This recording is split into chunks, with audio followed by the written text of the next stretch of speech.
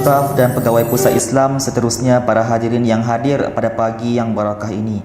Selamat datang ke program Nuzul Al-Quran peringkat Universiti Pendidikan Sultan Idris. Alhamdulillah, ayuh sama-sama kita panjatkan rasa syukur kepada Allah Subhanahu Wa Taala kerana dengan limpah kurnia dan izinnya dapat kita berkumpul pada hari ini dalam sebuah majlis ilmu merungkai peristiwa di sebalik turunnya kalam Allah yang mulia, yakni Al-Quranul Karim. Bagi memberkati majlis kita pada pagi ini, marilah sama-sama kita membacakan Ummul Furqan Al-Fatihah.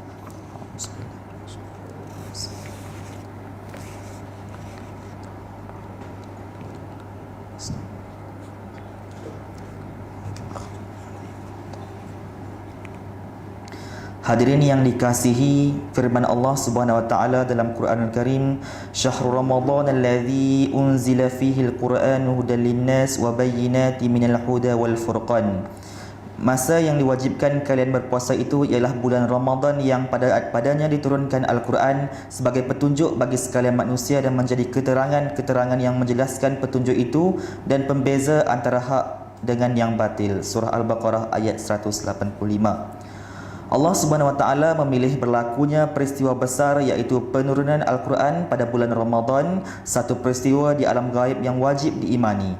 Seterusnya ia dibawa ke alam nyata dengan penurunan wahyu kepada Rasulullah SAW yang disempurnakan dalam tempoh masa 23 tahun sehingga dapat dibaca dan dilihat akan kebenarannya. Jadi bagi mencapai pemahaman yang sesungguhnya mengenai peristiwa ini dengan mauduk perkongsian iaitu mukjizat Al-Quran, kita telah menjemput seorang penceramah yang tidak asing lagi, mesra dikenali sebagai Imam Muda Azhar, untuk berkongsi mengenai peristiwa hebat dan penting ini kepada kita agar kita lebih bersemangat dalam menjadi generasi pencinta Al-Quran. Sedikit sebanyak mengenai Imam Muda Azhar: mendapat pendidikan awal di Sekolah Kebangsaan Tembak Kuala Ketil Kedah, kemudian menyambungkan pelajaran ke Madrasah Nurul Islamiyah Kampung Carok Bakap Kuala Ketil Kedah pada tahun 2007. Kemudian Madrasah Misbah Al-Falah Kampung Banggul Berangan Kupang Kedah pada tahun 2009 dan Madrasah Zuhdiah Kampung Carok Salang pada tahun 2010. Kini beliau meneruskan perjalanan menuntut ilmu di Universiti Kebangsaan Malaysia. Beliau juga kini bertugas sebagai Timbalan Pengetua Terata Ilmu Haji Abdul Majid, Kampung Guar Tinggi, Kuala Ketil, Kedah.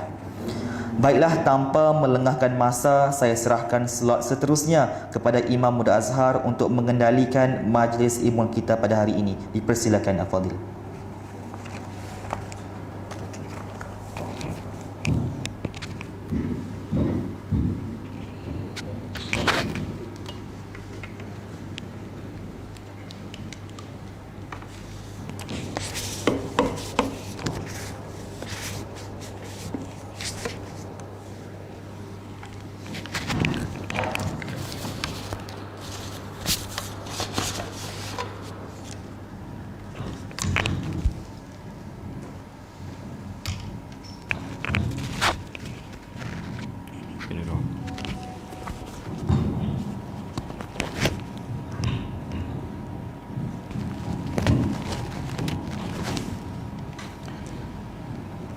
أعوذ بالله من الشيطان الرجيم بسم الله الرحمن الرحيم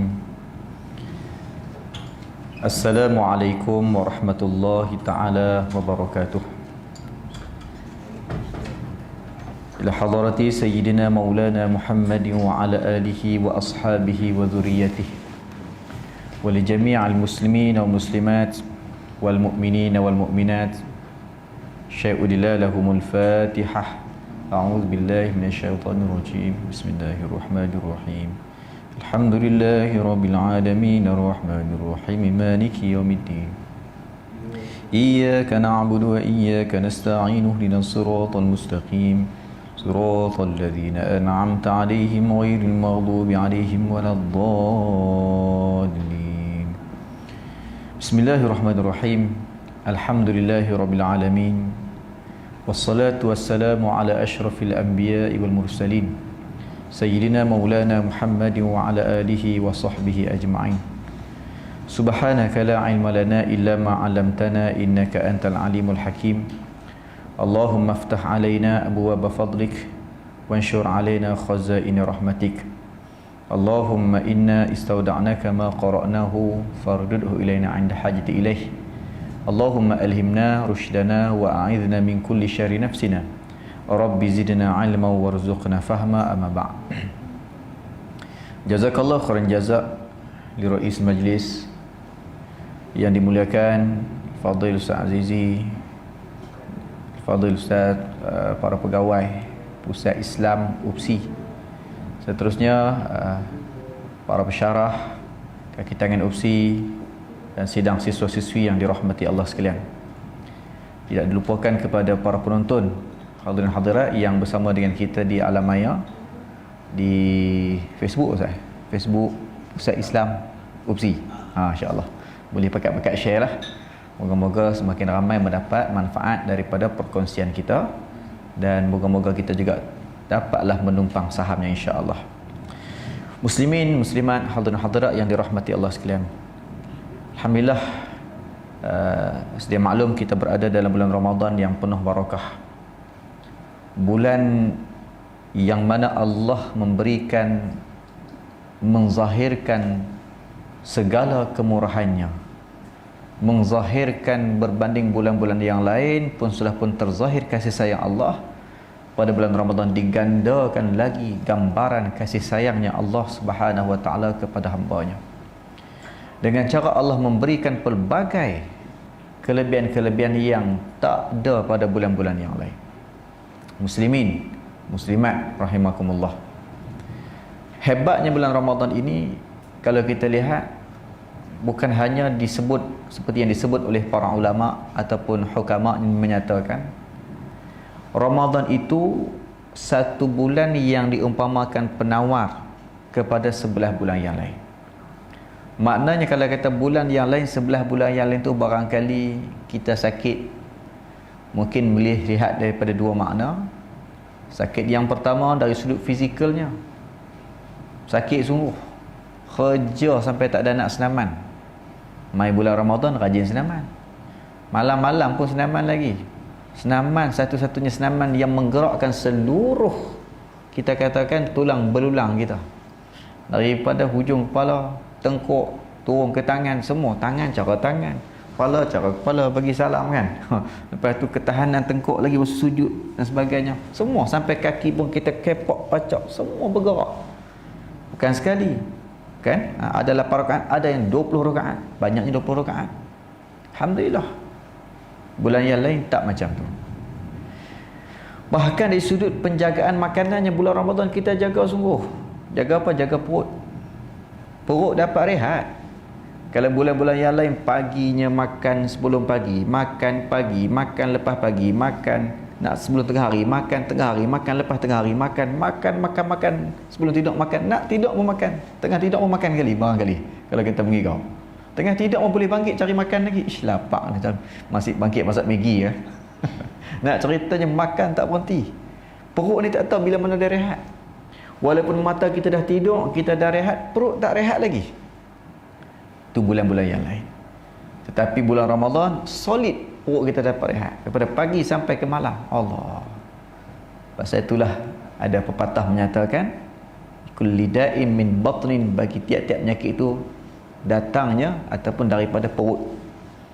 Semua penyakit boleh dikatakan semua penyakit datang dari perut. Apa yang kita suap, apa yang kita makan, apa yang perut kita proses. Darah tinggi, cimanih, gout, perut belakang. Nampak duk seret kaki dia tu pasal apa tu?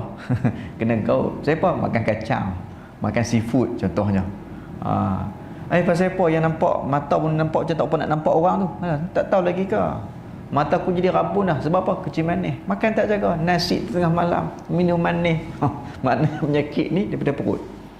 Bayangkan Ramadan, sebulan perut kita dapat rehat. Allah, lega dia. Tak bekerja. Sebab tu kucing pun dalam kajian sains bahagian binatang ni kan, disebut, saya pernah baca satu penulisan, kucing kalau kata dia sakit dia akan puasa, dia tak makan. Sebab apa? Tu kaedah dia semua. Jangan kita susah hati pasal apa kucing aku tak makan, dia adalah sakit. Memang kaedah antara kaedah, kecuali memang sakit nak mati memang tak makan lah. Cuma cerita kalau kata dia nak sihat, berarti antara kaedah dia nak sembuh dia tak makan, dia puasa sampai stabil baru dia makan balik. Ni kaedah. Banyaklah kalau kita nak cerita. Cuma pada hari ini kita nak cerita antara kehebatan, kelebihan, mulianya, tingginya Ramadan, iaitulah Allah Ta'ala turunkan, beri pada bulan Ramadan ini hinggakan dikenal Ramadan, syahrul Ramadan, syahrul Quran. Bulan Ramadan adalah bulan Al-Quran. Bulan yang diturunkan Al-Quran, bulan yang mana Allah Ta'ala menempatkan Al-Quran pada satu tempat yang memang nak diturunkan ke dunia. Daripada Lauh Mahfuz turun, prosesnya bukan turun sekali terus. Daripada Lauh Mahfuz turun pula ke langit, langit dunia, dan turun sikit demi sikit. Ni yang kata Al-Quran tu. Kalau kita lihat perbahasan ulama mengatakan qadimnya Quran, sifat kalam tu, cerita kita tak sembang lah hari ni. Itu kena buat seluruh akidah pula, ataupun kita kan baba ridha udin kan duk main juga opsi kan. Okay, lepas pada ni susun balik Allah alam. Jadi boleh bincang di sana. Cuma kita dapat lihat Al-Quran itu diturunkan oleh Allah pada bulan Ramadan. Kenapa? Nak memuliakan Ramadan itu sendiri. Dan nak menunjukkan keterikatan kita dengan Quran, dengan Ramadan. Ya Allah, bulan puasa ni ramai orang dapat rahmat daripada Al-Quran. Bulan lain tu boleh, tapi tak boleh lawan dengan bulan Ramadan. Bulan Ramadan lah ramai orang dapat khatam Quran. Bulan Ramadan lah ramai orang dapat memahami makna-makna ayat Al-Quran. Tak banyak, sikit, tak sikit, banyak. Bulan Ramadan lah ramai orang dapat mengenal Al-Quran. Bulan Ramadan lah ramai orang paling banyak masa berdamping dengan Al-Quran. Bulan Ramadan lah paling ramai orang dapat mendengar Al-Quran.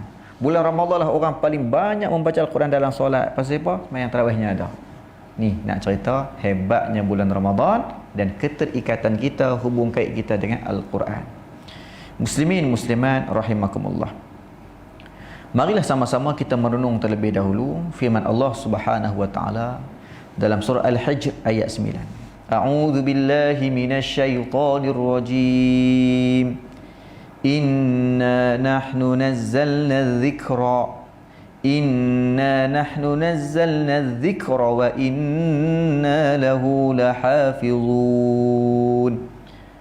Kata Allah, sesungguhnya kamilah yang menurunkan az-zikr, peringatan, yakni Al-Quran. Allah Ta'ala yang bawa turun Al-Quran. Allah Ta'ala bukan hanya melantik baginda Nabi SAW, bahkan begitu juga para anbiya yang terdahulu. Allah tidak hanya melantik mereka, bahkan Allah beri kepada mereka kitab sebagai panduan, sebagai modul, sebagai kita lihat apakah manual yang nak disampaikan kepada umat. Kalau kita lihat masalah disebut macam mana? Wa arba'um minal inasi tuzkaru. Arba'atun min kutubin tafsiluha. Tauratu Musa bil huda tanziluha. Zaburu Dawuda wa Injilu ala Isa wa furqanun ala khairil mala. Wa suhuful khalili wal kalimi fiha kalamul hakamil alimi. Ni dalam matan aqidatul awam, kita duduk di pondok kan, apa?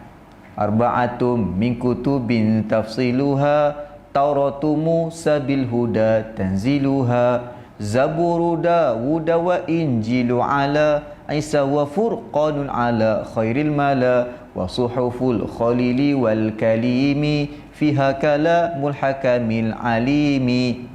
Ni macam mana? 4 kitab yang Allah Ta'ala buat turun bagi kepada manusia melalui Rasul, disampaikan melalui pegawai Allah namanya Sayyidina Jibril alaihi salam. Ajak para Nabi ni, ajak para Rasul. Bermula dengan disebut tadi ni, macam mana Taurat untuk Nabi Allah Musa. Tauratu Musa bil huda tanziluha. Taurat itu untuk Nabi Musa, menjadi petunjuk, diturunkan untuk menjadi petunjuk. Samalah kitab-kitab yang lain. Zabur Dawud wa Injilu ala. Zabur untuk Nabi Allah Daud alaihi salam. Wa Injilu Isa wa Injilu. Dan Isa dapat kitab Injil. Nabi Allah Isa kitab Injil. Wa Injilu ala. Wa furqanun ala khairil mala. Dan Furqan ataupun Al-Quran ada banyak nama. Bukan hanya Al-Quran saja, ada juga dipanggil Al-Furqan. Wa furqanun ala khairil mala. Furqan untuk sebaik-baik makhluk. Sebaik-baik orang yang Allah Ta'ala bentuk dia. Siapa dia? Baginda Nabi Muhammad sallallahu alaihi wasallam. Kemudian ada lagi, itu kitab-kitab. Ada lagi yang dipanggil suhuf. Wa suhuful khalili wal kalimi fiha kalamul hakamil alimi. Suhuf diturunkan kepada Al-Khalil. Siapa Al-Khalil? Kekasih Allah siapa? Baginda Nabi Allah Ibrahim alaihissalam. Begitu juga suhuf-suhuf yang lain. Banyaklah kalau kita nak lihat sejarah penurunan wahyu itu, boleh kita bahaskan di sana. Baik. Jadi Allah Ta'ala nak cerita, kamilah yang buat turun az-zikri itu. Bukan setakat itu, tuan-tuan puan-puan sidang penonton yang dirahmati Allah sekalian. Bahkan Allah Ta'ala menyatakan, wa inna lahu lahafizun. Dan kami jugalah baginya, bagi Al-Furqan itu, bagi az-zikri itu, bagi Al-Quran itu, lahafizun, kami akan menjaga dia. Saya pernah baca sebuah buku, Ustaz, saya tak ingat nama apa buku tu, karangan Dr. Ridwan Makno, cerita sejarah pemalsuan Al-Quran, kalau tak silap tajuk saya. Bila baca buku tu sampai belenang ayat mata kita. Nak tengok punya Allah Ta'ala jaga Al-Quran ni. Penulis menulis satu demi satu kronologi pemalsuan Al-Quran, nak diusahakan pelbagai pihak. Bukan hanya puak kafir, bukan hanya orientalis yang menyamar, bukan hanya golongan yang memusuhi Islam, bahkan di kalangan orang Islam sendiri yang tersesat pun cuba nak memisahkan Quran. Tapi tak boleh. Sampai hari ni tuan-tuan pernah beli Quran palsu? Ada jual kat pasaran? Tak ada. Tak ada. Tak boleh nak dapat. Cuba cari Quran palsu, tak ada. Tak boleh nak dapat. Ya, tak ada. Pasal apa? Sebab tak ada. Sebab tak ada. Kalau ada pun tersilap, itu pun cepat orang dapat detect. Ni Quran tak betul ni, silap tulis ni, salah percetakan. Cepat orang dapat detect. Pasal apa? Wa inna lahu lahafizun. Allah telah jamin kami jaga Quran. Berbeza dengan Bible. Kan? Tak ada apa-apa lagi, perjanjian ada perjanjian baru, perjanjian lama dah. Kan? Ada versi ni, versi sana dah. Hak mazhab ni sebut gini, hak mazhab ni sebut gini. Kita mazhab macam-macam, Quran satu tu. Nak buat juga dia kena tambah. Contoh macam Syiah lah. Syiah dia nak buat, dia kena tambah Quran. Tu pun dia tambah, dia tak ubah. Dia tambah. Baiklah. Ubah tu segelintir yang kecil saja, tapi kalau kita dengar, dia tambah. Sebab bagi dia tak sempurna lagi. Baik. Tapi secara kita katakan arus perdananya, secara bahasa mudahnya, kita nak jumpa Quran yang dah diubah seperti mana Bible hari ni, tak ada. Tak ada. Wa inna lahu lahafizun. Maka tuan-tuan, ini antara seronoknya kita dan yakinnya kita dan tak ragu-ragunya kita dan tak syaknya kita bila bersama dengan Al-Quran. Tak ada pertikaian langsung. Bacalah, ambillah Quran mana pun, baca. Tak ada langsung pertikaian. Ini hebatnya mukjizat. Dan kalau kita sebut tentang mukjizat pula, boleh kita lihat. Mungkin sikit kita katakan rangkuman, tuan-tuan pun dah banyak kali dengar, tapi kita ulang sebagai kita kata muzakarah. Tu dia kata muzakarah ni ulang kau ingat wa dzakir fa inna dzikra tanfa'ul mu'minin.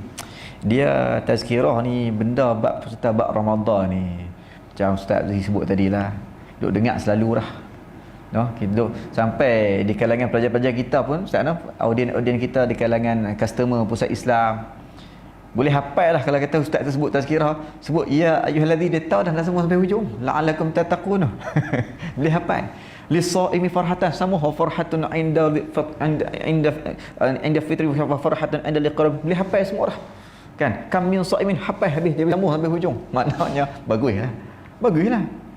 Tapi kenapa masih lagi ustaz-ustaz, pendakwah, penceramah mengulang-ulang ayat tersebut? Kerana itulah sunnah dalam dakwah. Memperkemas, memperkejap, kerana kaedah menyebut idza takarrara tahaqqaqa. Apabila diulang-ulang, semakin kuat, semakin kemah. Kita ambil contoh yang selalu kita sebut, Isra' dan Mi'raj. Ini tak ada dalam tajuk, tapi kita nak ambil kenapa diulang-ulang nuzul Quran tiap-tiap tahun. Dengar ceramah nuzul Quran, kenapa kami nak kena pi lagi Ustaz Azizi? Tiap-tiap tahun kami dengar, tahun lepas pun duduk tak lupa lagi. Ni nak kena main pula dah pasal apa? Ni nak kena tengok pula dah dekat Facebook ni pasal apa? Baik tengok cerita lain, kan, raja lawak ke, nyanyi ke apa ke, pasal apa nak kena tengok rancangan pusat Islam? Duk dengarlah sebelum ni. Kita ambil contoh mudah, Isra' dan Mi'raj. Wa ba'da Isra'in uru wa qabla hijratin nabiyil Isra' min Makkah lailan li Qudsi yudura. Sebelum Nabi hijrah, Nabi di Isra' Mi'rajkan. Wa ba'da Isra'in uruju lisama hatta ra'an nabi rabban kallama, sampai Nabi diperlihatkan dapat melihat Allah Subhanahu wa taala. Baik. Jadi Isra' Mi'raj ni tuan-tuan, kalaulah kita tak bisa dengar, kita ambil contohlah, kalau tak bisa dengar, mai-mai tiba-tiba Ustaz Aziz panggil, Ustaz Aziz dengan barisan pegawai Pusat Islam jemput seorang ustaz mai ceramah Isra' Mi'raj. Cerita Nabi pi ke Palestin dalam tempoh yang sepatutnya zaman tu 2 minggu, Nabi pi hanya dalam tempoh yang secemis daripada malam, bukan sepenuh malam, cemis daripada malam. Dah lah pi Palestin, puan, naik ke langit pula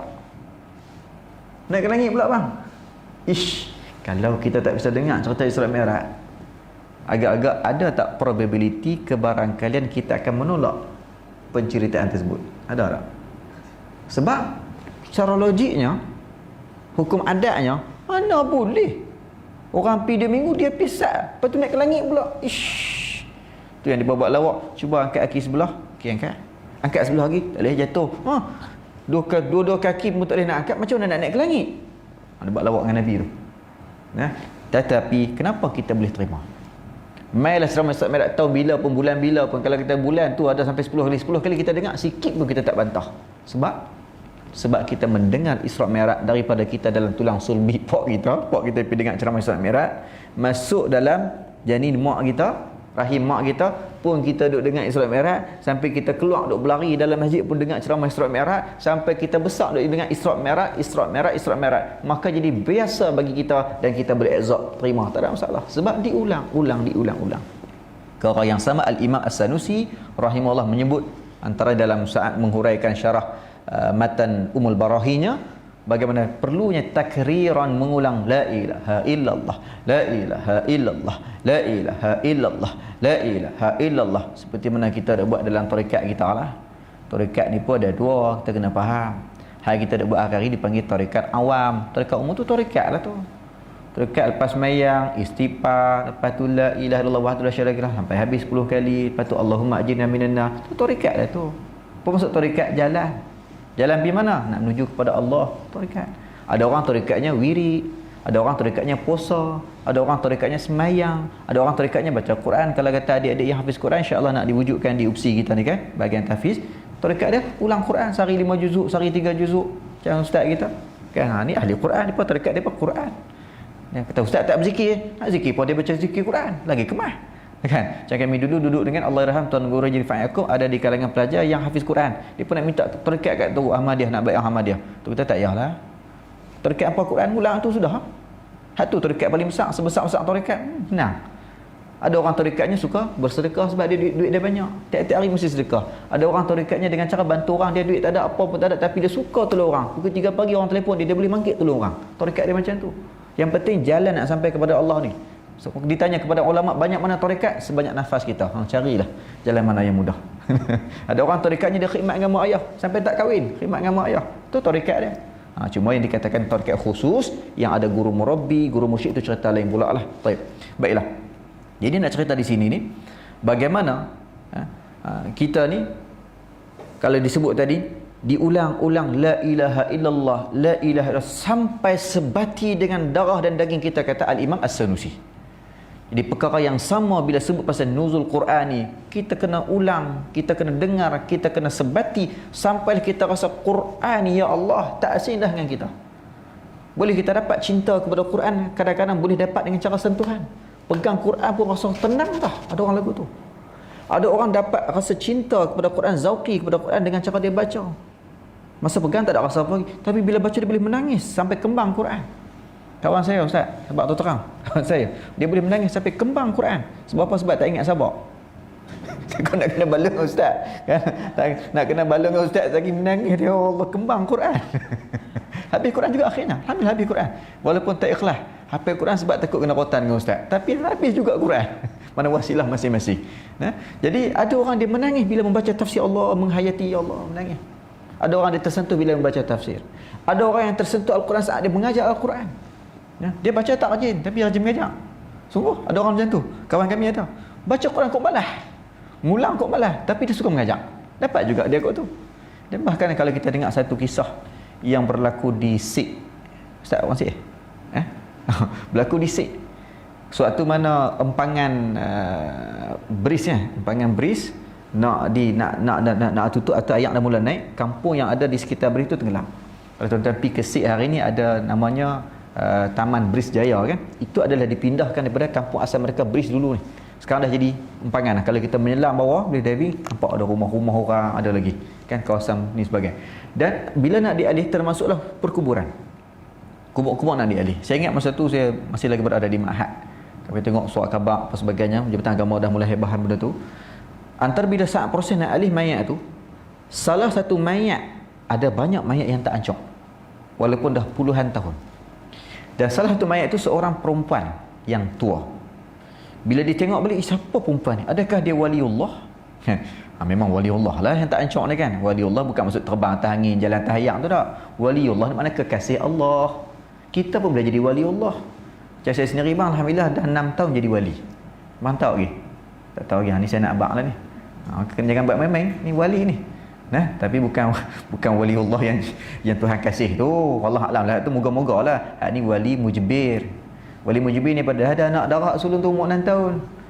Wali mujbir ni ramai, hak tak semayang pun ramai.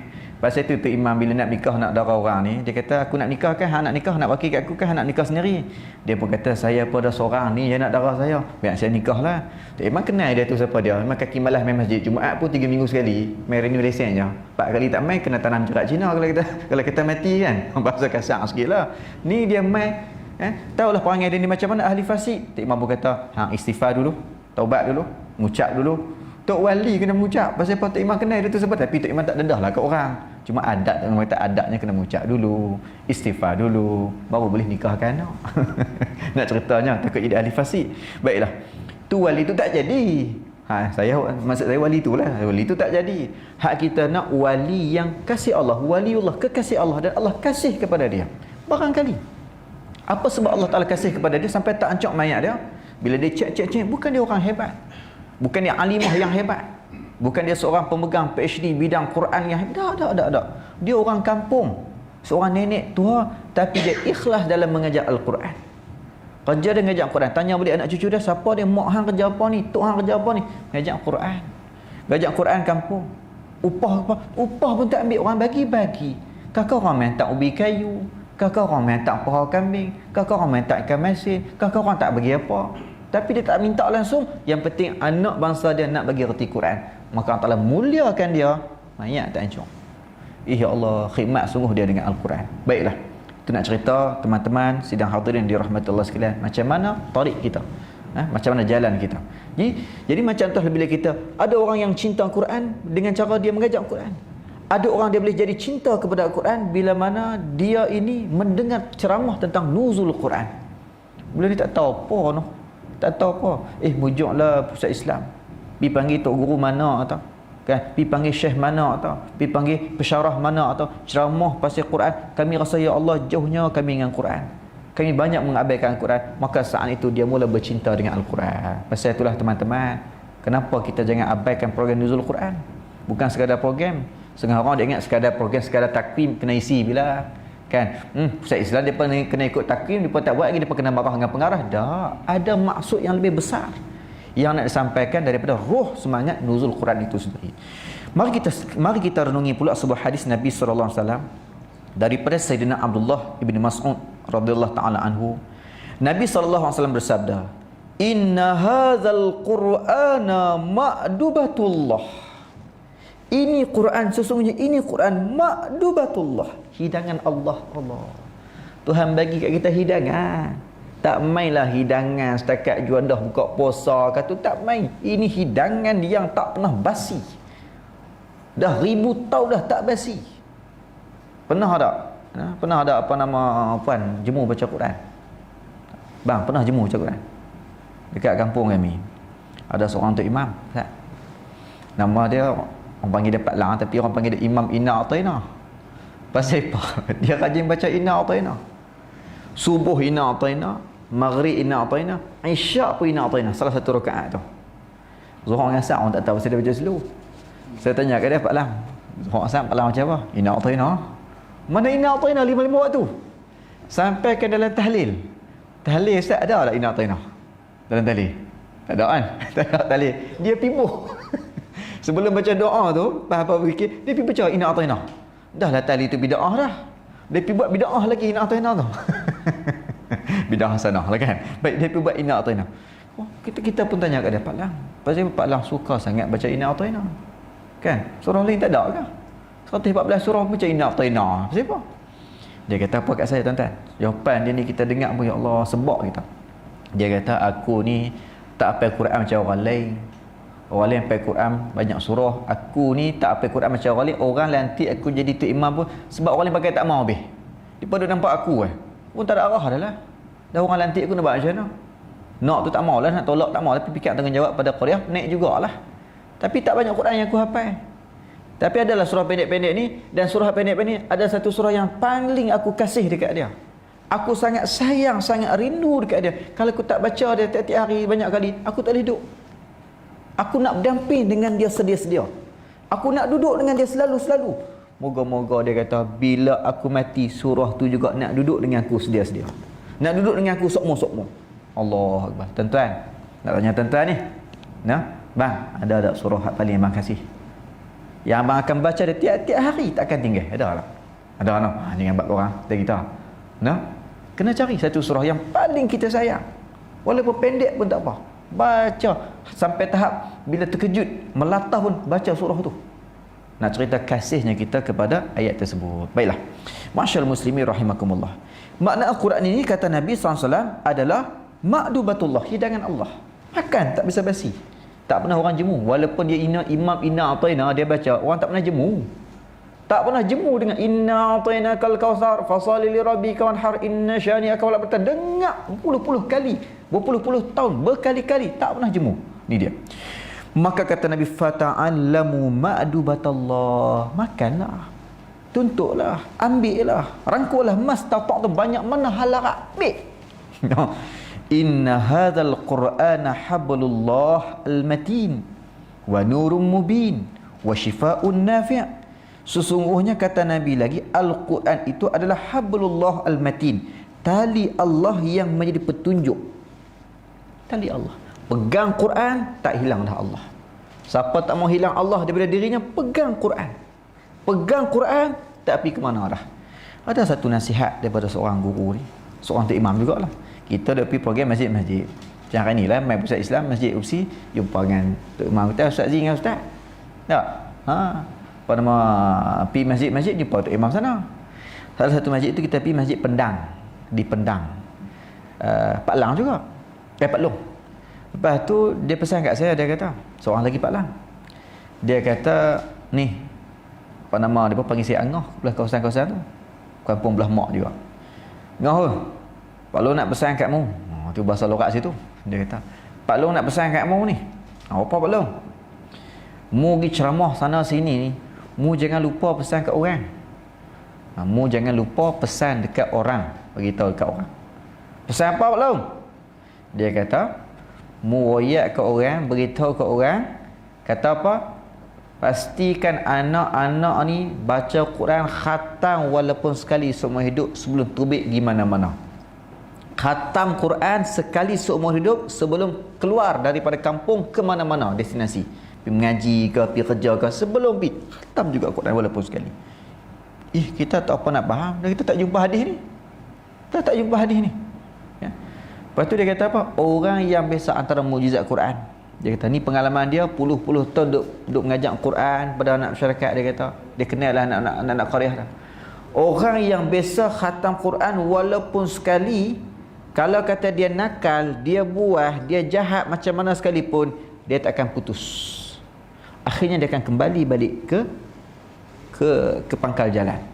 Hanya kata dia ada penambat dia, seolah-olah ada tali tambat dia, lajak lagu mana pun, dia akan tarik balik. Tapi kalau orang tu tak pernah khatam Quran, Pak Long duk tengok lah, dia kata, Pak Long duk tengok orang yang tak dah nak khatam Quran, dia terlucut-lucut terus, tak ada tali ikat dia lah, hilang terus, jahat-jahat terus, dah sampai kemati jahat. Na'udzubillah min zalik. Pasal itulah kalau kita tengok, ya Allah, pemahaman ni ada dalam masyarakat orang kampung kita. Walaupun mereka tak baca hadis, mereka tak faham hadis, tapi pemahaman hadis tu ada dalam pemikiran benak kalbu mereka, ada dalam praktikal mereka. Buktinya apa? Bila orang habis Quran, dia buat kenuri kalah kenuri kahwin tu dengan tanggungnya orang dulu ni. Walah ni tak ada dah.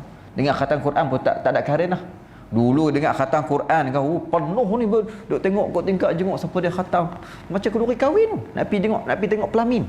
Dulu ni saya dah rasa lagi suasana tu. Ni usung naik macam apa panggil apa, pengusung tu, macam pengantin tu, macam raja.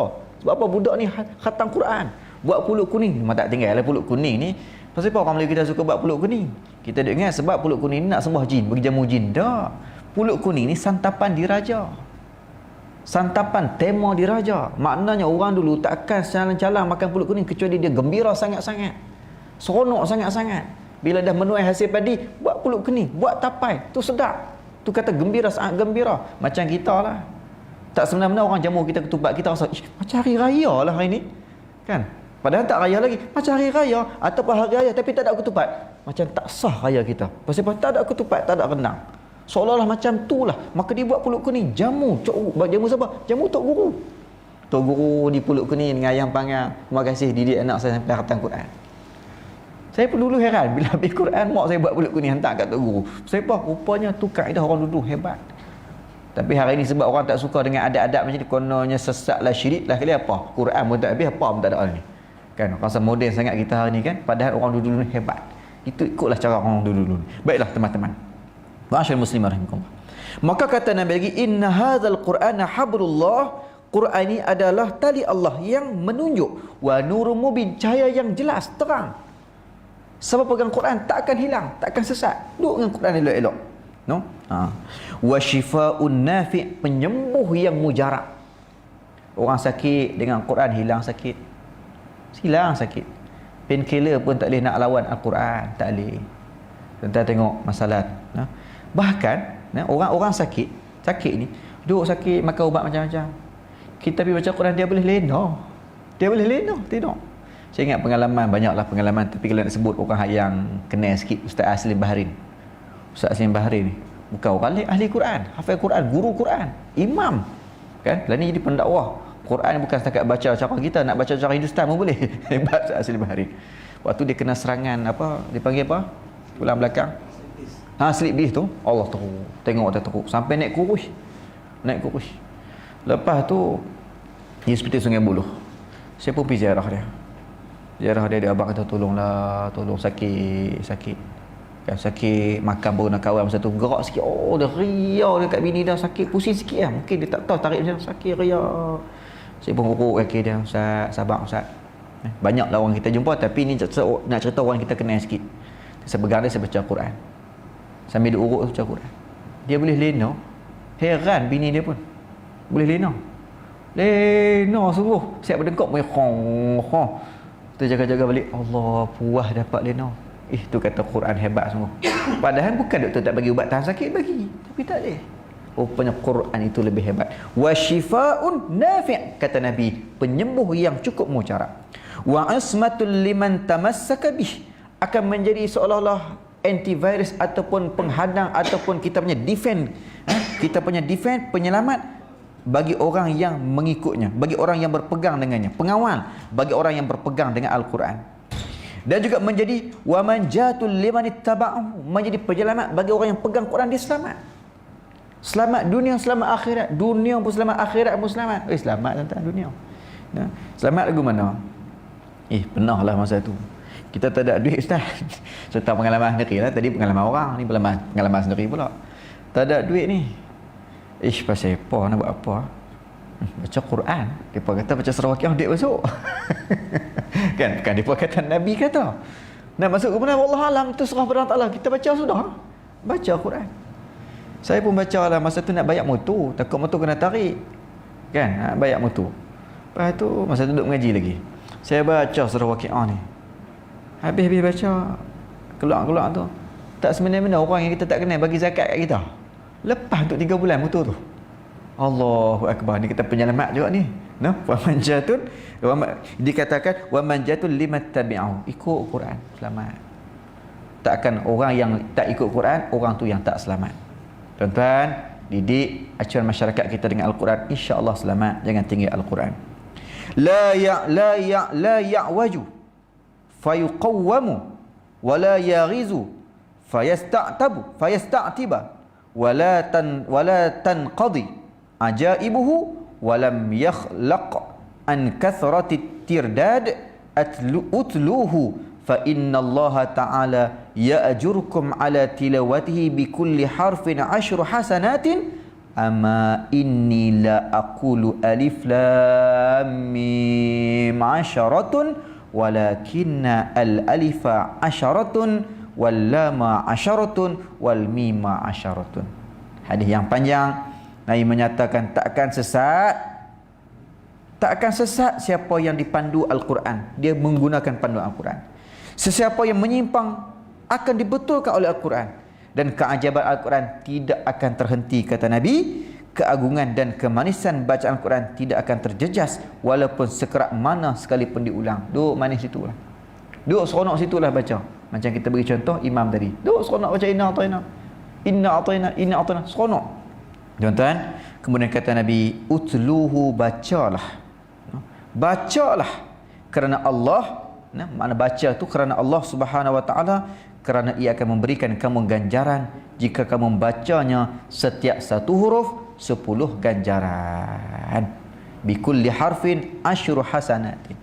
Satu huruf 10 kebajikan, 10 ganjaran, 10 rupa pahala yang kita tak tahu rupa macam mana. Mungkin satu pahala tu, kalau kita kata satu pahala tu C-Class Mercedes punya pahala, mana 10 C-Class. Tapi tak mainlah C-Class. Pahala Tuhan nak bagi bukan lagu bandingan dunia. Tak tahu lagu mana. 10 satu huruf. Dan Nabi tak kata amma inni la aqulu alif lam mim 'asharatan. Bukan aku kata satu alif lam mim 10 dak. Tetapi walakinnal alifa 'asharatun, satu alif tak sebut lam ni lagi, 10. Wal lam 10. Wal mim 10. Alif lam mim 30. Tu bulan biasa, bulan Ramadan ganda lagi. Inilah hebatnya Al-Quran, teman-teman dirahmati Allah sekalian. Baik. Kita berbicara soal mukjizat. Bila kita tengok mukjizat Al-Quran ini banding dengan mukjizat para nabi yang dulu. Ya. Kalau kita lihat Nabi Allah Musa alaihi salam, mukjizat yang diberikan kepadanya adalah tongkat. Dan kita kena faham mukjizat ni daripada perkataan a'jaza yu'jizu i'jazan wa mu'jazan. Fahuwa mu'jizun wa dzaka mu'jazun. Nah, ajiz la tu'jiz mu'jazun mi'jazun. Jadi daripada isim fa'il. Isim fa'il makna pelaku. Mu'jizun, mu'jizatun. Apa maksud mu'jiz? Yang melemahkan. Bila sebut kata mukjizat ni, yang melemahkan. Lemah, siapa saja tak boleh lawan dia. Khususnya diberikan kepada para nabi saat nak berhadapan dengan mana-mana kuasa, mana-mana pengaruh, mana-mana pemikiran yang kuat, maka jadi lemah bila berhadapan dengan mukjizat. Kalau kata zaman Nabi Allah Musa, mungkin kuasa. Zaman Tuhan memberikan mukjizat ini, tuan-tuan, puan-puan sekalian, berdasarkan suasana dan keperluan semasa. Cuba kita lihat zaman Nabi Allah Musa AS. Ketika itu orang mengagungkan sihir. Siapa yang pandai dalam ilmu sihir boleh menjadi pendamping raja, boleh menjadi orang yang berkuasa, ada kedudukan. Maka sebab itulah kalau kita lihat dalam Al-Quran diceritakan macam mana sekelompok ahli sihir ni mendampingi Fir'aun saat nak lawan dengan Nabi Allah Musa AS. Maka diberikan kepada Nabi Allah Musa mukjizat yang berupa tongkat, dicampakkan kepada ular-ular yang direka, yang disihir silap mata oleh ahli-ahli sihir, makan habis ular-ular. Pasal tu ahli sihir Fir'aun beriman dulu. Sebab apa? Mereka ni ahli sihir, mereka tahu tu bukan sihir. Pasal mereka ni ahli sihir, mereka ni ahli dalam bidang sihir, maka mereka tahu ni sihir ni bukan sihir. Mereka tahu. Samalah kita hari ni pun, kita biar ahli sudahlah duk bincang bidang-bidang tertentu. Ni semua nak jadi rabu nangkah. Semua benda kita nak bercakap, kan? Ahli tarekat, biar geng-geng tarekat settle bahagian ni pun, kan? Dalam JAKIM tu ramai geng-geng ahli jilsah tarekat apa sebagai, biar mereka settle. Kita tak reti pun duk diam sudah. Duk diam sudah. Tapi hari ni dia jadi zaman mudah sangat nak menyesatkan orang. Seronok tak tahu tak mana. Seronok dengan gambar kita sudah cukup menghukum orang tu sesat. Kerana orang tu melakukan kemungkaran dosa besar sekalipun, dia bukan sesat. Jangankan bersalam dengan ajnabi, buat dosa besar, berzina pun tak sesat lagi, kan? Mana tak kafir lagi, cuma dosa besar lah, kan? Bukan kita tak berdosa, cuma kita nak kata jangan mudah-mudah menyesatkan orang. Hari ini sisi kafir, sedikit sesat, kafir, na'udzubillah. Kita takut tuan-tuan, macam hari ni ditarik orang sebut kata sembahyang tarawih 100 rakaat, 120 rakaat, sesat, mudah sangat sesat. Kita sendiri dulu sebelum pi pun kita nak terpengaruh juga dengan lah kali Allah Ta'ala rezeki pi sendiri. Bila pi sendiri, tuan-tuan, sungguh di sana dia lagi 3 hari 2 hari sebelum nak Ramadan, mereka akan masukkan kertas bawah pintu ni. Pasien hantar surat depan lagu tu masih lagi. Kita zaman-zaman kita dulu 30 tahun 40 tahun dulu macam tu kan, masuk surat. Mereka ambil. Saya pun baca surat apa, jadual sembahyang tarawih, tempel. Pukul 8 masjid ni, pukul 9 masjid ni, pukul 10 masjid ni, pukul 11 masjid ni, pukul 12 masjid ni. Maknanya kalau kita terlena apa lepas buka puasa makan banyak sangat ataupun letih sangat terlena, jaga-jaga pukul 12, aku tak main tarawih lagi ni. Pukul 12 masjid mana? Pergi masjid tu. Boleh? Boleh. Dia masa tak sama. Okey. Dan pernah beberapa malam kami saja boring-boring tak tahu nak apa, siang tidur banyak. Malam tak mengantuk. Follow semua. Habis masjid ni 20 rakaat, pergi masjid ni. Mula masjid Taubah, tu pergi masjid Raudah 20 rakaat, masjid Raudah 20 rakaat, habis masjid Raudah pergi masjid Baklawi pula 20 rakaat, pergi Ribat Tarim. Tu Baklawi. Lah kali masjid Wa'il dapat 120 rakaat. Habis masjid Wa'il sahur. Seronok malam tu. Dapat 120 rakaat. Tu suasana dia. Allahu Akbar. Kita dengar, sesat ni. Sesat. Tak apalah nak kata dia sesat. Kalau dia sesat pun sesat sebab sembahyang. Yang kita ni sesat sebab tak sembahyang. Sama mana lagi teruk, sesat mana lagi teruk? Tentulah sesat sebab tak sembahyang. Baiklah. Seri Taling. Kan jauh mana? Siaman kot jauh sangat Seri Taling. Dekat sikit lah Seri Taling, tempat jemaah tabligh. Depa ada wing. Hak ni sembahyang yang satu malam 1 juzuk. Yang ni satu malam 3 juzuk. Saya dengar dulu ada kata yang 5 juzuk satu malam pun ada, wallahu alam, tapi yang baru dengar yang 3 juzuk lah, 3 juzuk. Ada manusia 5 juzuk. Wallah, ustaz lebih tahu bidang Quran. Jadi ada yang 5 juzuk. Kita semayang satu malam 5 juzuk, 6 hari khatam, sesat. Kalau dia sesat pun, sesat sebab baca Quran. Kita ni sesat sebab malas baca Quran. Mana lagi teruk? Mana mudah sangat nak menyesatkan orang tu cerita dia. Baiklah. Jadi nak ceritanya benda-benda pelik tu hak bukan bidang kita, serah kepada mereka lah. Jangan kita nak cakap semua. Baik. Jadi begitulah yang sepatutnya. Baik. Ma'asyiral muslimin rahimakumullah. Sebab itulah Al-Quran ini kalau kita lihat dijadikan sebagai satu panduan yang mengindahkan kehidupan kita. Kalau tadi kita sebut tentang mukjizat, tuan-tuan. Bila Nabi Allah Musa AS dia lempar, ni ahli sihir, dia kenal. Ni bukan sihir sebab dia ahli sihir, dia tahu ni bukan sihir. Sebab itulah dia orang barisan yang pertama memeluk Islam. Beriman dengan Nabi Allah Musa AS dan Tuhan Nabi Allah Musa.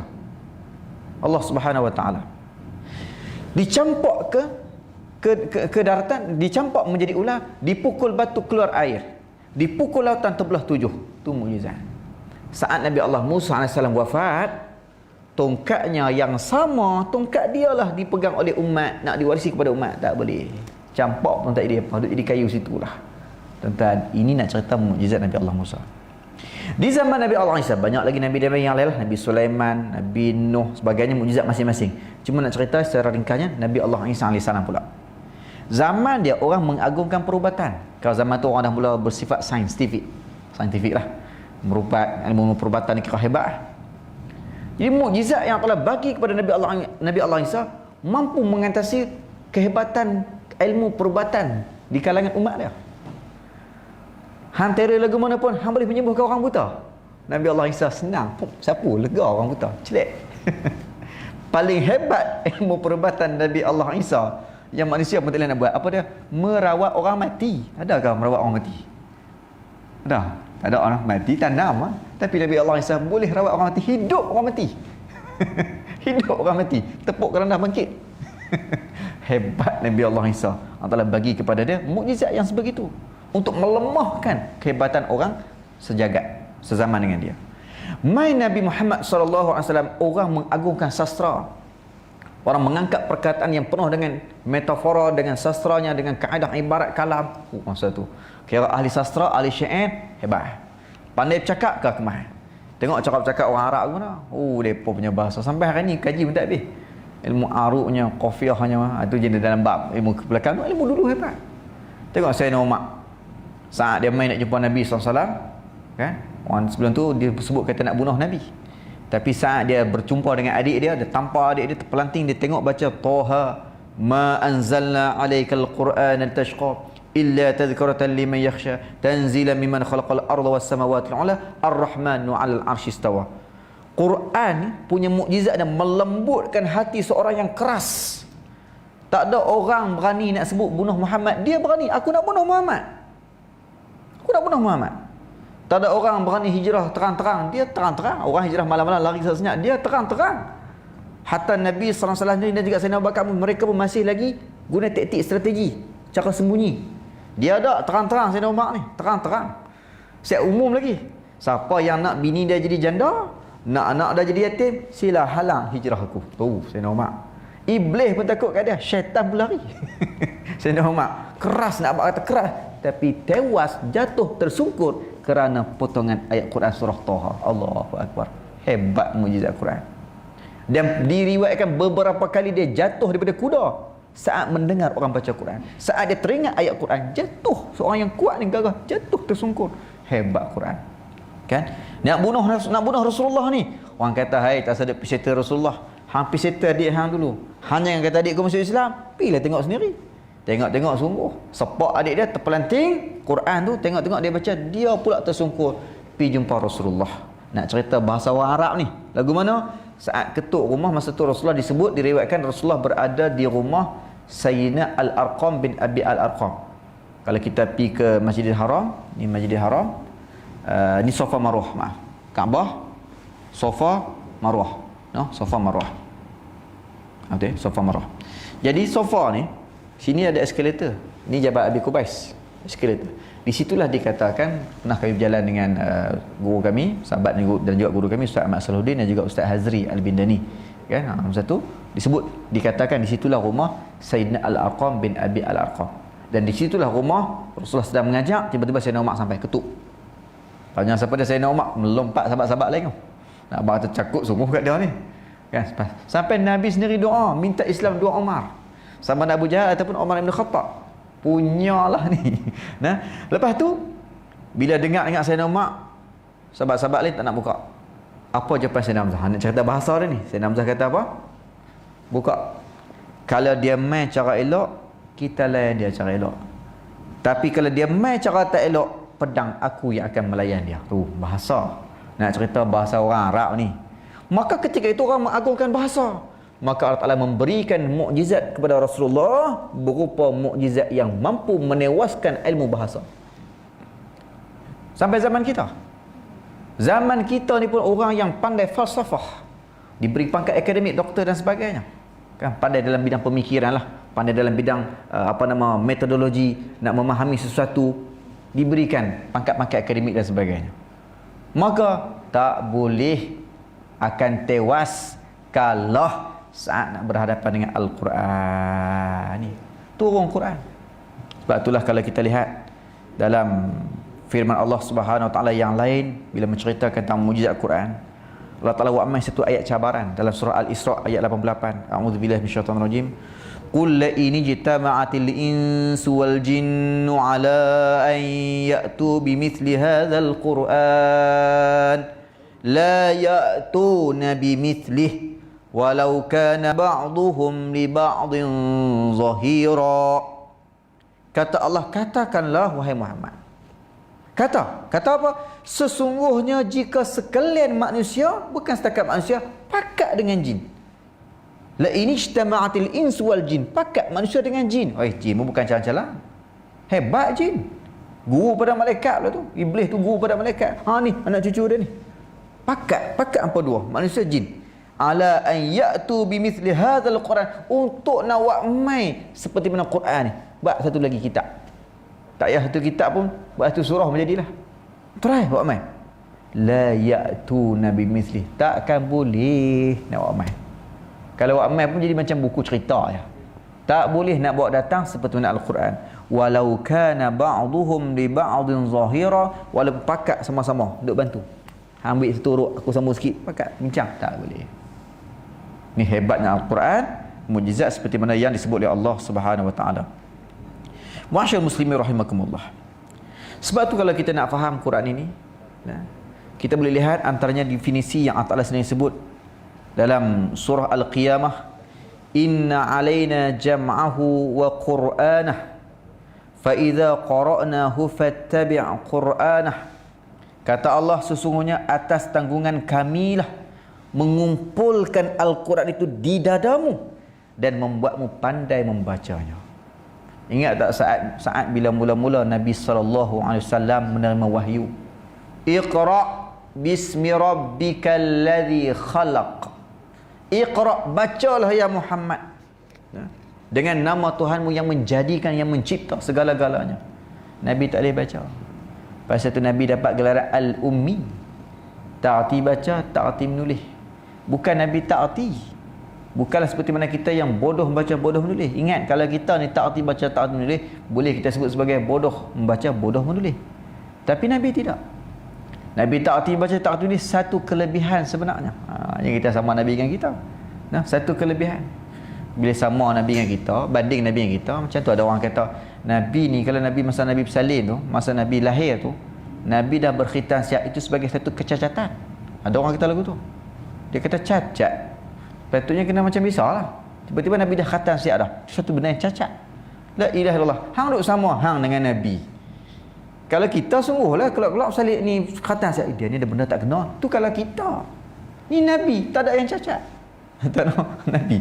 Allah Ta'ala bina, Allah Ta'ala cipta Nabi, Allah Ta'ala buat Nabi kepada kita tu. Allahu Akbar. Laqad kana lakum fi Rasulillah uswatun hasanah liman kana yarjullaha wal yawmal akhir wa dzakarallaha katsir. Tapi orang yang nak rasa Nabi itu adalah contoh yang terbaik, bukan semua orang. Hanya orang yang memiliki keimanan, percaya, harap sungguh pada balasan baik hari akhirat aja. Baiklah. Kalau setakat pandai sebut hadis sahih, hadis dhaif, hadis maudhu', belum tentu lagi mencintai Nabi SAW. Bahkan kadang-kadang dialah lebih memusuhi sunnah Nabi SAW. Hari ini orang duk perang dengan hadis ni bukan orang lain, orang hadis sendiri. Tu kita kena beringat juga, takut-takut kita terpedaya, tertipu dengan slogan yang kita bawa. Tuhan dah bagi ingatan, zukhrufal qaul ghurur. Zukhrufal qaul, indah perkataan. Kembalilah kepada sunnah, kembalilah kepada sahih. Dah kembali pada sunnah tapi tinggal Quran. Kembali kepada sahih tapi tinggal hasan dengan dhaif. Sedangkan hasan dan dhaif masih lagi hadis. Bahkan boleh jadi kufur orang yang mencercah hadis dhaif. Kan? Hadis maudhu' kita lain, hadis maudhu' bukan hadis, nama pun maudhu' takkan hadis kot. Macam mana nak ceritanya? Di sini ni kita kena selit-selit lah. Kena pandai-pandai lah. Nasihat yang kita selit-selit kena pandai-pandai atok situasi kita. Jangan kita mengabaikan sesuatu yang penting. Taib. Maka di sini kalau kita lihat bagaimana perbahasan ulama yang meletakkan perkataan Qur'anah itu sebagai qira'atu, yakni bacaan ataupun cara membaca sesuatu yang bila kita baca, kan, yang kita ambil pedoman darinya memiliki satu pengisian yang cukup besar. Kita dah cerita banyak perkara tadi ni. Mungkin kita boleh pergi terus kepada keistimewaan Al-Quran itu, seperti mana firman Allah Subhanahu wa taala dalam surah Hud ayat yang pertama. Kata Allah, bismillahirrahmanirrahim, alif lam ra, kitabun uhkimat ayatuhu thumma fussilat min ladun hakimin khabir. Allah Ta'ala kata alif lam ra, Al-Quran sebuah kitab yang tersusun rapi ayat-ayatnya. Kemudian jelaskan pula kandungannya satu persatu, yang diturunkan daripada sisi Allah yang maha mendalam pengetahuannya. Maknanya Quran ini jangan kita fikir, kadang-kadang ada juga hak cerdik terlebih ni, dia baca sendiri, dia faham sendiri. Sebab tu Quran ni dia disebut man fassarul Quran birra'yi falyatabawwa'u maq'adahu finnar. Siapa yang mentafsirkan Al-Quran dengan pandangan dia sendiri, dengan pemikiran dia sendiri, maka orang itu tempah tiket masuk neraka. Wala'iyadzabillah. Tempah tiket masuk neraka, tempah kedudukan neraka. Saya rasa ayat Quran ni gini-ginilah. Saya rasa maknanya gini-gini ni banyak berlaku bagi orang yang bertadabbur lah. Kalau kita setakat baca tafsiran ulama, tak ada masalah. Kita bergantung dengan ulama, kita sandarkan pemahaman kita kepada tafsiran ulama. Ni tak, dia sandarkan kepada pengetahuan bahasa Arab dia. Dia pandai bahasa Arab, dia baca Quran, dia faham, tapi faham cara yang dia faham, bukan cara ulama faham. Tak sama ke cara kita faham dengan ulama faham? Ulama faham lain.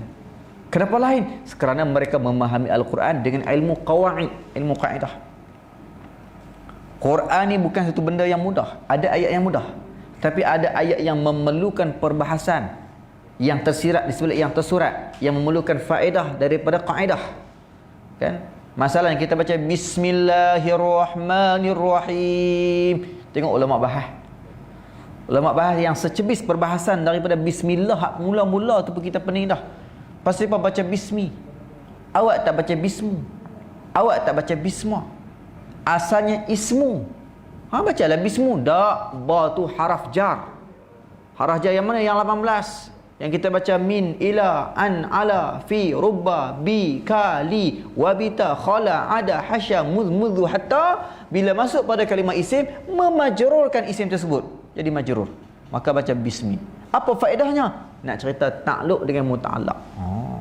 Dan kita baca aqri'u hadzal kitab bi bismillahirrahmanirrahim. Uallifu hadzal kitab bi bismillahirrahmanirrahim. Aku nak makan dengan bismillah. Aku nak menulis dengan bismillah. Tu faedah pula. Ya Allah. Hal itu pun kita rasa pening dah. Maknanya kita ni sekadar faham terjemah sudah. Nak faham yang tersirat kan ya dah. Hak terjemah memada dah. Tapi kalau kita dapat faham lagi cara ulama faham, lagi seronok. Maknanya bukan senang-senang boleh tafsir. Nak kena ada ilmu nahwunya, sarafnya, mantiknya, badi'nya, balaghahnya, ma'aninya, usul fiqhnya. Banyak ilmu. Habis tu kita hari ni kita baca sekadar ambil pahala saja. Nak faham cara ulama faham tak boleh. Tak boleh. Nak tafsir cara ulama tafsir lagi tak boleh. Jadi maknanya insya-Allah Walaupun begitu, sebagai peringatan, janganlah kita mentafsirkan Al-Quran dengan pendapat kita sendiri. Firman Allah Ta'ala dalam surah Al-Hijr. Maaf. Firman Allah dalam surah Ad-Dukhan, فَإِنَّمَا يَسَّرْنَاهُ بِلِسَانِكَ لَعَلَّهُمْ يَتَذَكَّرُونَ. Maka sesungguhnya kami memudahkan Al-Quran dengan bahasamu, wahai Muhammad, moga-moga mereka mengambil pengajaran. Antara mukjizat Quran, tuan-tuan, dia mudah bahasa dia. Kalau kita tengok banding Quran dengan hadis, mana lagi payah? Jawabnya hadis. Hadis kalau kata mutasyabihat dia, Allahu Akbar, jenuh. No, mutasyabihat dia bukan sekat mutasyabihat kalimah, mutasyabihat makna, mutasyabihat kalimah pun macam-macam. Quran ni hak kalimah pada, tapi insya-Allah kita berasa senang baca. Tak saya cuba baca Quran atau baca hadis, payah lagi baca hadis, berbelit-belit. Nak cerita itu kalam manusia, yang ni kalamullah. Kalam manusia pun kalam Rasulullah. Kalau kalam kita lagi berbelit-belit ni, no, kalam Rasulullah mudah lagi berbanding kalam kita. Tapi bila dibandingkan dengan kalamullah, lebih senang kalamullah baca. Jadi orang yang baru baca kali pertama pun lancar, elok. Ni antara mukjizat Al-Quran yang telah bagi. Ingat satu kisah, orang Malaysia kita juga, dia pi ke luar negara, tak silap saya sama ada ke Qatar ataupun mana negara Arab kawasan itulah, jumpa dengan Syekh Yusuf Al-Qaradawi. Ni antara ulama dunia lah. Lepas tu Syekh Yusuf ni cerita ni, yang cerita kat kami Datuk Hasan Mahmud. Datuk Hasan Mahmud imam besar Masjid Negara lah, ahli Quran juga. Dia ni orang panggil dia Quran bergerak. Quran bergerak. Duduk di mana pun Quran. Tanyalah ayat apa pun boleh sambung. Hidup sungguh dia dengan Quran. No? Lepas tu tak apalah. Depa iring orang Malaysia ni untuk pi ujian menghafaz Al-Quran peringkat antarabangsa. Lepas tu dah kebetulan Syekh Yusuf Qaradawi ada, depa buat pi ziarah Syekh Yusuf Qaradawi. Syekh Yusuf tanya apa? Tanya, kaifa halak? Apa khabar? Duduk diam, kawan duduk diam. Kawan tak erti nak jawab. Tapi Syekh tahulah dia main ke negara ni untuk menghafaz Al-Quran, ujian menghafaz Al-Quran, menang peringkat kebangsaan, boleh wakil Malaysia pula, main ke peringkat antarabangsa. Tak menang kalah tak apa, yang penting menanglah peringkat kebangsaan tu. Hebatlah, Quran dalam kepala, boleh bercakap bahasa Arab. Tapi tak erti Arab. Syekh kata, tapi Syekh yang kata adab ni, Syekh tak malukan dia. Dia tak erti kaifa halak duduk dia. Syekh kata, masya-Allah, azim, azim. Orang ni tak erti Arab tapi boleh membaca Arab dengan fasih. Yang orang Arab pun kadang-kadang tak fasih. Allah, tu kata Quran. Satu-satu bahasa yang boleh ditutur oleh semua bangsa. Inggeris tak semua orang boleh cakap. Di kalangan kita pun kadang-kadang tak erti cakap orang putih. Nak baca jangan kata cakap. Nak baca tulisan orang putih kadang-kadang tak betul. Tak betul. Nah, Jepun patah lagi. Korea patah lagi. Duk Ashitero Sarajevo tu lah. Ya. Nu, Urdu, Siam, ngapai kai kap timpai retamai subtitle tak arti. Antara Mandarin, Urdu, macam-macam payah. Tetapi Al-Quran orang India boleh baca, orang Cina boleh baca, orang Melayu boleh baca, orang Jawa boleh baca, orang putih boleh baca, orang Arab lagi boleh baca, semua boleh baca. Cuma selain tu tak payahlah. Tak. Mai kat belah Selangor ni. Belah Danau Malin tak apa lagi. Naik ke atas sikit belah Kuala Selangor ke apakah. Ijajul jilatil ardu jiljalah lah. Nak baca nak slang dia. Dan slang nak baca dia kawan bukan tak boleh ubah, tapi dah terlampau pekat sangat kami pergi ke Indonesia. Sembahyang Jumaat. Kan? Itu bukan setakat slang, sekali dengan langgam.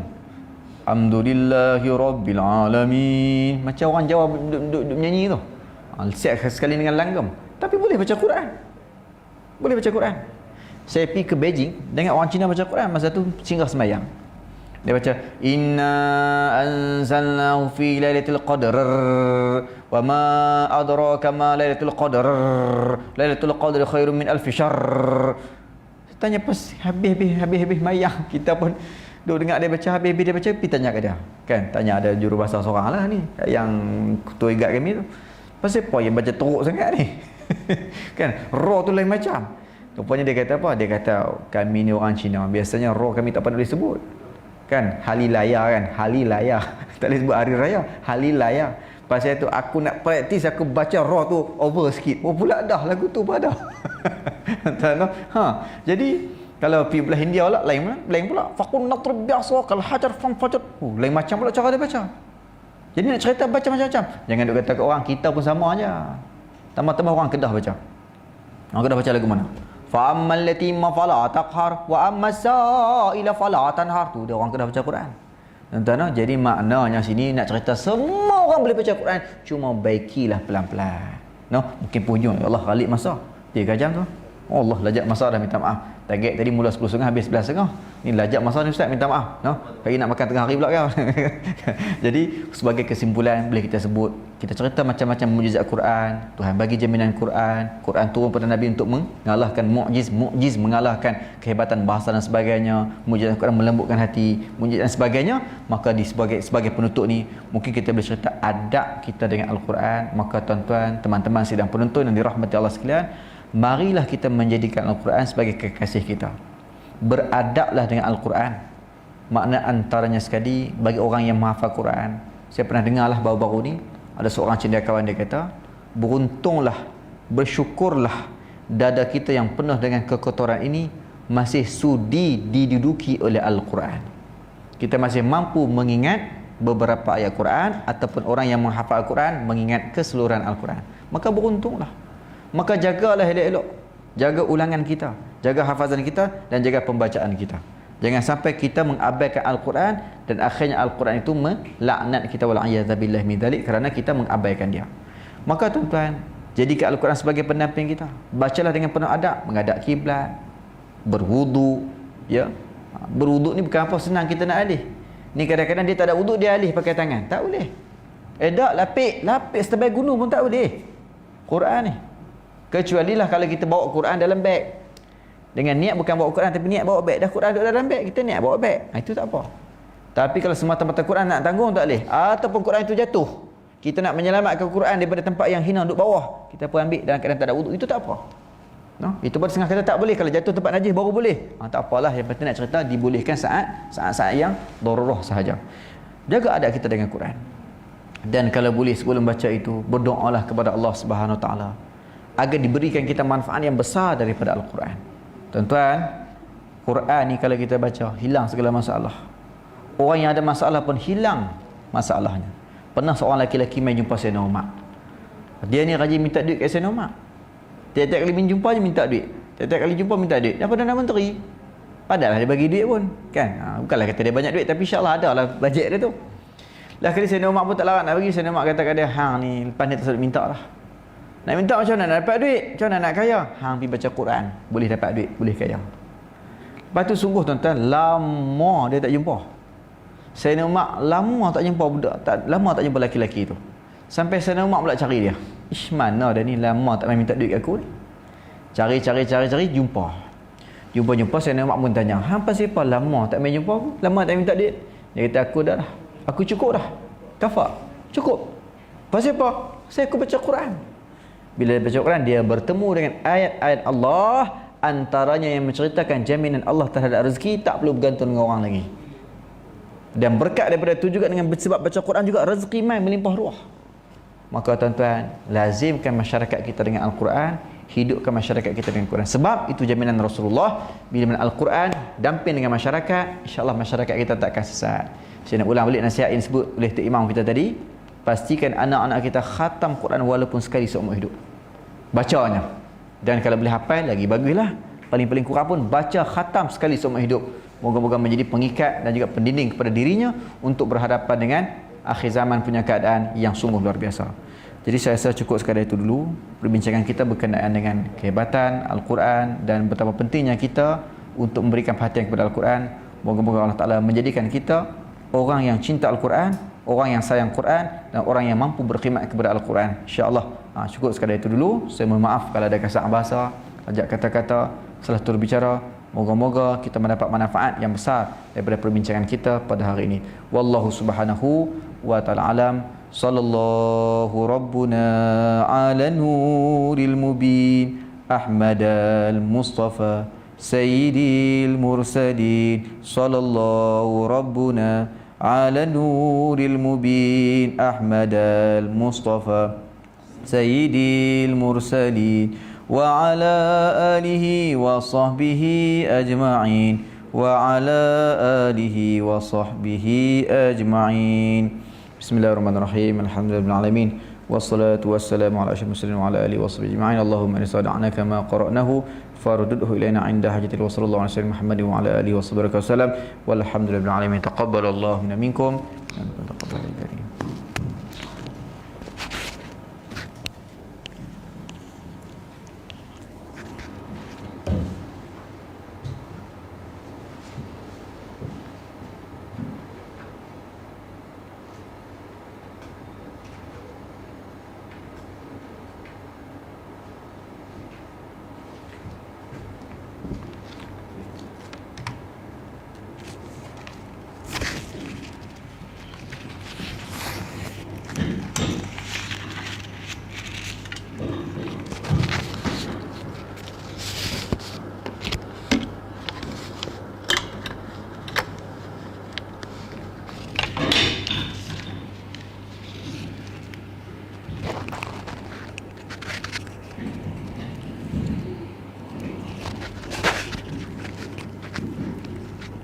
Baiklah, Alhamdulillah, terima kasih diucapkan kepada Al-Fadil Ustaz Azhar atas perkongsian yang sangat baik. Semoga kita dapat sama-sama meningkatkan semangat, keimanan dan ketakwaan dalam diri kita untuk menjadi hamba yang taat dan umat Muhammad yang soleh dan solehah, insya-Allah.